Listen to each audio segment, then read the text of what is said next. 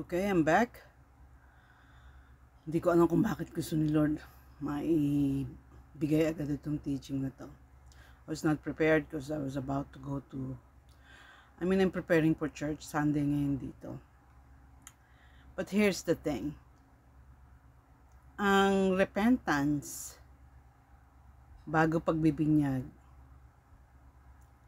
ay hindi galing sa atin, kundi sa Kanya rin.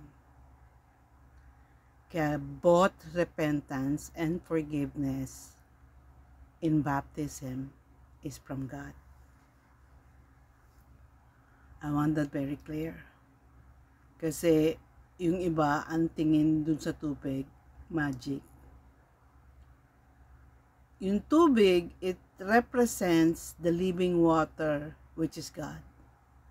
Ang lumilinis sa'yo is yung dugo ni Kristo. Ito kasi mahirap sa utak ito spiritual truth ito that the blood of Christ is not dead and gone. Nung lumabas sa katawan niya yon, it remains alive. Dinala nga niya yun sa heaven.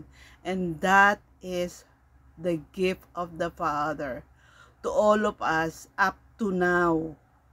Hindi nga lang sa binyag ka nagre-repent Kasi yung iba, dahil hindi pa nakakadanas ng baptism of fire. Ang binyag, maraming klase. Pag umabot ka or natikman mo or nadanasan mo yung baptism of fire, wala ka nang gana sa kamunduhan. Wala kang attraction sa darkness. Alam mo na kung ano ang value mo, so hindi ka na selfish.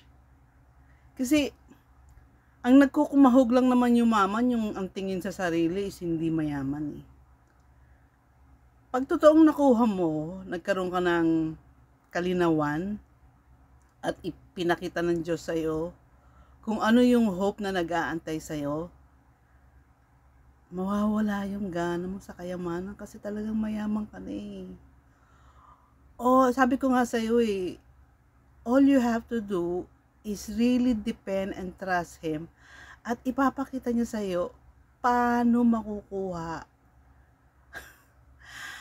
Yung kayamanan kasi sa mundo, napakaliit yun Mas gusto niya inuuna mo yung ano mo yung standing mo,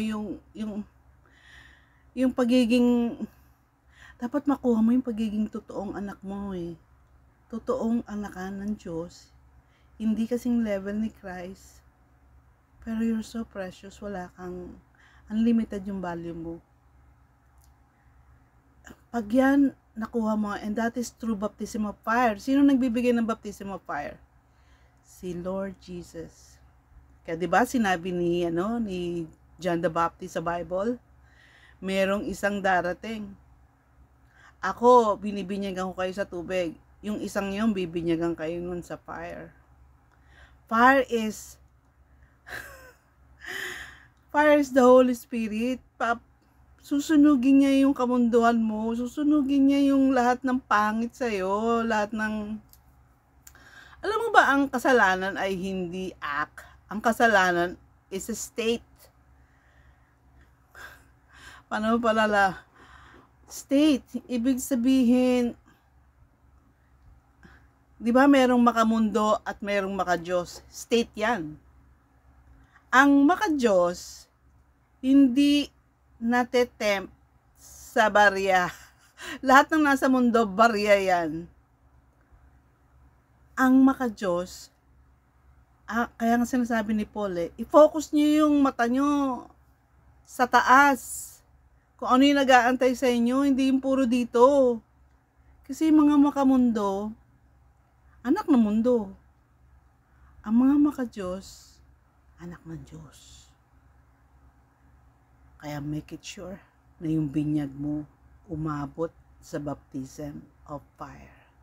At nagsisimula yun sa desire. Pray for it. Kasi pati yung desire na yun kay God galing Lord, I want to be your real child. Give me that baptism of fire na sinasabi sa Bible. and magugulat ka. Walang mahirap sa mundo.